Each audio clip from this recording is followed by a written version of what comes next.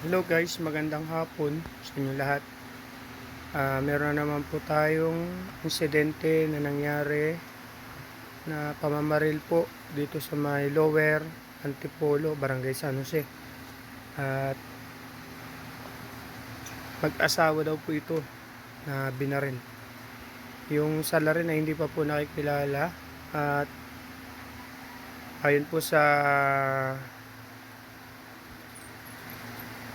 sa mga balita o sa mga source ay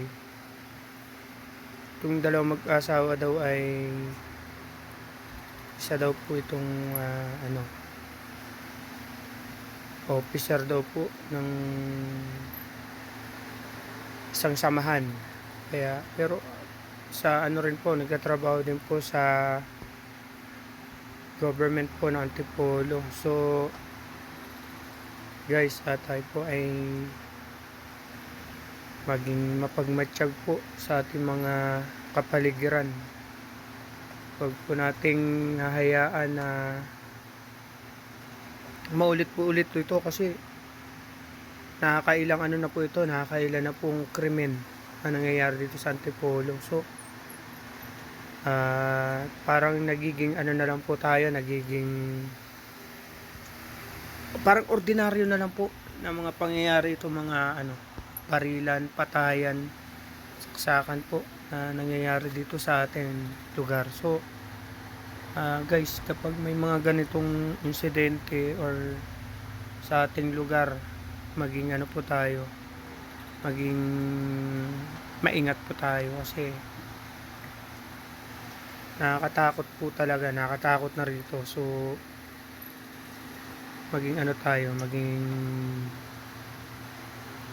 mahinahon tayo sa lahat ng bagay, huwag tayong padalos-dalos.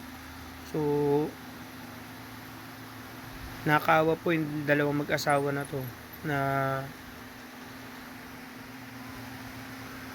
hindi po natin alam ang kwento. So talagang nakakalungkot po ang mga pangyayari dito sa sa ating lugar. So siguro ang mga pulis naman po ay gagawin nila yung kanilang mga trabaho, gagawin po nila ang kanilang mga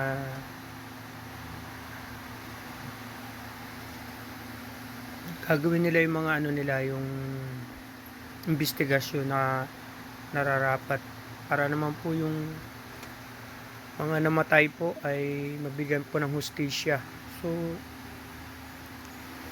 ito, mga pangyayaring ito ay nakaka-alarma. So ang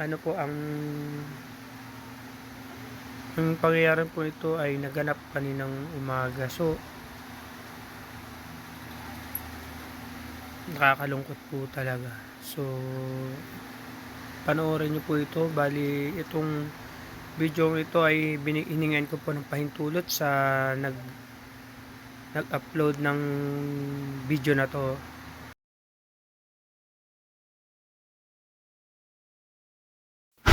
Yan guys, ito yung pinangyarihan ng pamamaril. Makikita mo guys, may mga pulis nang nakabakod dyan, nilagyan na ng harang yung paligid nung pinangyarihan. Yan, tsaka may ambulansya na. Yan po yun, kitang kita yung dalawang binaril.